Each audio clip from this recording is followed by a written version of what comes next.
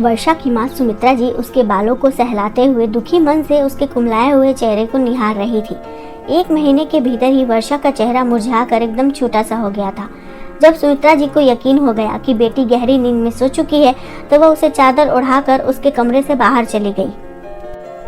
वर्षा गहरी नींद में थी, तभी उसे लगा कि उसकी 8 वर्षीय बेटी अनिका उसे पुकार रही है। अनिका आधी रात को वर्षा को जगाते हुए बोली, माँ, बेड के नीचे कोई है। वर्षा ने बेड के नीचे झांक कर देखा तो उसकी चीख निकल गई, क्योंकि बेड के नीचे खुद उसकी बेटी अनिका ही थी। बेड के नीचे पड़ी हुई अनिका रोते हुए कहने लगी, माँ देखो ना, बेड के ऊपर कोई है। वर्षा ने पलटकर पीछे देखा तो ऊपर भी अनिका बैठी रो रही थी। वर्षा ने अपने दोनों हाथ कानों पर रख लिए और जोर जोर से चीखने लगी। वर्षा की माँ सुमित्रा जी भागती हुई कमरे में आई और वर्षा को पकड़कर उसकी पीठ सहलाते हुए कहने लगी, बेटी क्या हुआ, फिर से तूने कोई बुरा सपना देखा क्या?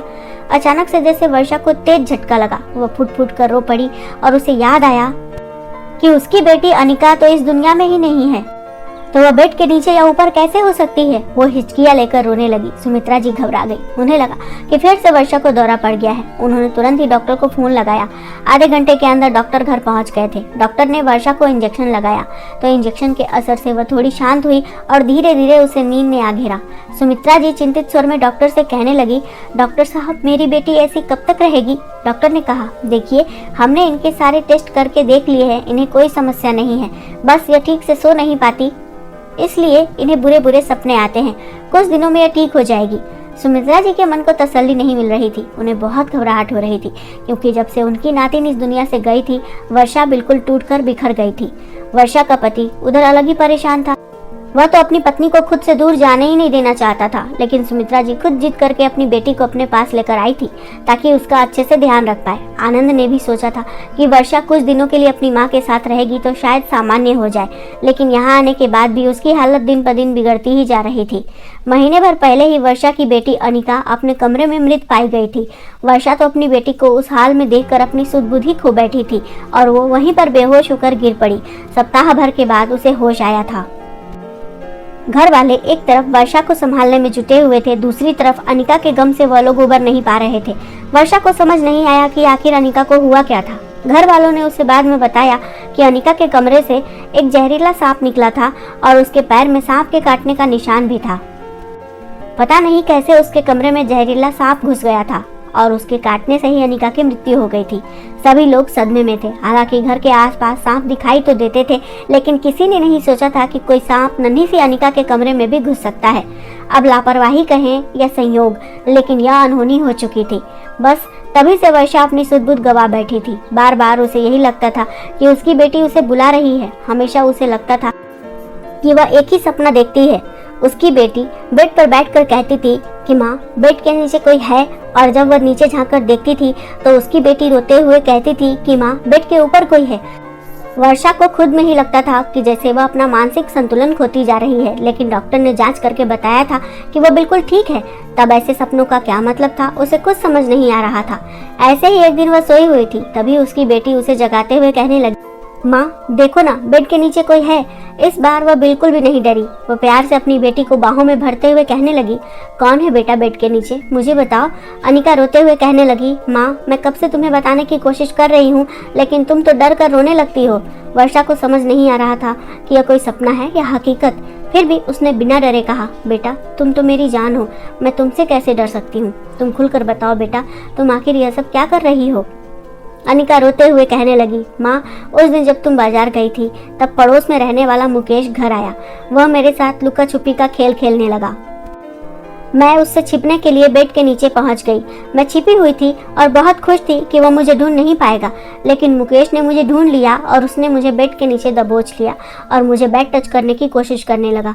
मैं उससे छूटने के लिए छटपटाने लगी। तभी तुम बाजार से वापस आ गई और मुझे आवाज़ लगाने लगी। मैं पूरी ताकत लगाकर वहाँ से निकलना चाहती थी, लेकिन उसने मेरा मुँह कसकर बंद कर दिया था, जिसके कारण मेरा दम घुट गया और मेरी सांस रुक गई।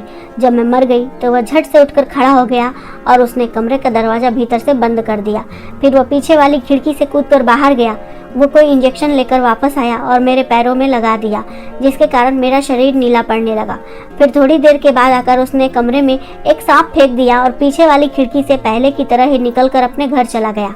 आप लोगों को लगा कि मुझे सांप ने काट लिया है, लेकिन मेरी मौत का जिम्मेदार वह मुकेश है माँ। इतना कहकर वह जोर जोर से रोने लगी। सारी सच्चाई जानने के बाद वर्षा के पैरों तले जमीन ही खिसक गई थी। तभी उसकी माँ उसके कमरे में आई। वर्षा ने देखा कि अब कमरे में अनिका कहीं नहीं दिखाई दे रही थी। वर्षा सारी सच्चाई जान गई थी, लेकिन उसे अब बस गुनहगार को सबके सामने लेकर आना था। उसने अपने आंसू पोंछ लिए। अब उसे अपनी बेटी को न्याय दिलाना था। उसे समझ में आ चुका था कि वह जो भी देख रही थी वह कोई सपना तो बिल्कुल भी नहीं था। वर्षा ने अपनी माँ से कहा, माँ अब मेरी तबीयत पहले से काफी बेहतर हो गई है, मुझे अपने घर जाना है, वहाँ पर मेरे पति भी अकेले होंगे। अपनी बेटी को इतने दृढ़ शब्दों में बात करते हुए देखकर सुमित्रा जी को अच्छा लगा। आज बहुत दिनों के बाद बेटी ने अपने मुंह से कोई शब्द कहे थे। उन्होंने कहा, ठीक है बेटा, तू घर चली जा, लेकिन अपना ध्यान रखना। वर्षा ने अपना बैग पैक किया और वहां से चली गई। घर पहुंचते ही उसने देखा कि मुकेश अपने घर की छत पर बैठकर मोहल्ले की लड़कियों को निहार रहा था। वर्षा के तन बदन में आग लग गई। अब उसे बस सही मौके की तलाश थी। उसने मुकेश पर नजर रखना शुरू कर दिया था। सप्ताह भर के बाद उसने देखा कि मुकेश किसी लड़की का पीछा कर रहा था और उसने उस लड़की को एक लेटर दिया। लड़की का नाम नीतू था। वह मुकेश को देखते ही रोने लगी। मुकेश ने उसका गाल पकड़कर कहा कि तू इतनी खूबसूरत है, अगर थोड़ी सी खूबसूरती का लुत्फ मैं उठा लूंगा तो तेरा क्या बिगड़ जाएगा जो तू इतना रोती है। नीतू कसमसाकर उससे दूर हट गई और मुकेश हंसते हुए आगे बढ़ गया। वर्षा ने आगे बढ़कर नीतू का हाथ पकड़ लिया और कहने लगी, बेटा क्या हुआ, यह लड़का तुम्हें परेशान कर रहा था क्या। नीतू सकपका गई और कहने लगी, नहीं आंटी, ऐसी कोई बात नहीं है, मुझे घर जाना है, मैं जा रही हूँ। लेकिन वर्षा ने नीतू के हाथ से वह लेटर ले लिया और उसे पढ़ने लगी। उसमें लिखा था कि रात को 10 बजे खंडहर में चली आना, वरना मैं तुम्हारी वीडियो वायरल कर दूंगा। वर्षा ने प्यार से कहा, देखो बेटा, मुझे नहीं पता कि तुम किस मुसीबत में हो, लेकिन कोई अगर तुम्हारा गलत इस्तेमाल कर रहा है तो उसके खिलाफ आवाज जरूर उठानी चाहिए, वरना गलत करने वाला हमेशा गलत ही करता रह जाएगा। और अगर सभी लोग गलत करने वालों से डर जाएंगे तो फिर उसे सजा कौन दिलवाएगा। नीतू रोने लगी और कहने लगी, आंटी मैं आपको क्या बताऊं, यह लड़का ना बहुत खराब है। पता नहीं कैसे इसने मेरी भद्दी वीडियो बना ली थी और अब यह वही वीडियो दिखाकर मुझे ब्लैकमेल करता है और मेरा इस्तेमाल करता है। मैं इसे मना करती हूँ तो यह मुझे धमकी देता है कि यह वीडियो वायरल कर देगा। इतना कहकर वह रोने लगी तो वर्षा का खून खौल उठा। उसने तय कर लिया कि इस बार वह मुकेश को सजा दिलवा कर रहेगी, ताकि मुकेश किसी और लड़की की जिंदगी बर्बाद न कर पाए। वह तुरंत ही नीतू के घर गई और उसके मम्मी पापा से मिलकर उसने बात की। उसके माता पिता भी यह सब जानकर आश्चर्यचकित थे। वह लोग भी मुकेश को सजा दिलवाने के लिए तैयार हो गए।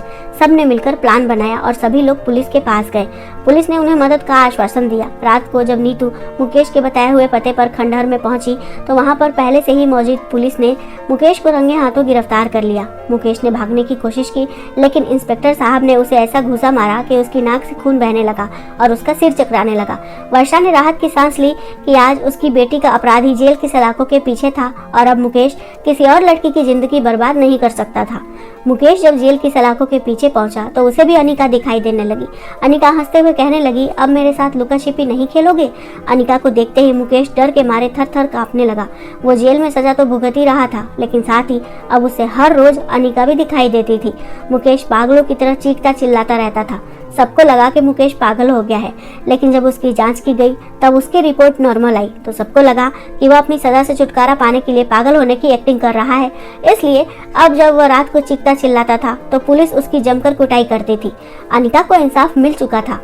एक बार फिर से वर्षा को सपना आया। इस बार अनिका सीधे जाकर अपनी माँ के गले से लिपट गई और कहने लगी, माँ मैं जल्द ही लौट कर आऊंगी, मेरा इंतजार करना। इतना कहकर वह धीरे धीरे सफेद धुएं के रूप में परिवर्तित होकर अदृश्य हो गई और वर्षा की आंखें गीली हो गई। 2 सालों के बाद वर्षा ने फिर से एक प्यारी सी बेटी को जन्म दिया। वर्षा ने अपनी दूसरी बेटी का नाम भी अनिका ही रखा। अनिका जैसे जैसे बड़ी होती गई वैसे वैसे वर्षा को समझ में आ गया कि यह अनिका ही है, क्योंकि यह बहुत ही सुखद संयोग था कि उसकी दूसरी बेटी का चेहरा बिल्कुल अनिका की तरह ही था। वर्षा को हमेशा यही लगता है कि इस दुनिया में चमत्कार होते हैं, क्योंकि उसने खुद यह चीज अनुभव की थी।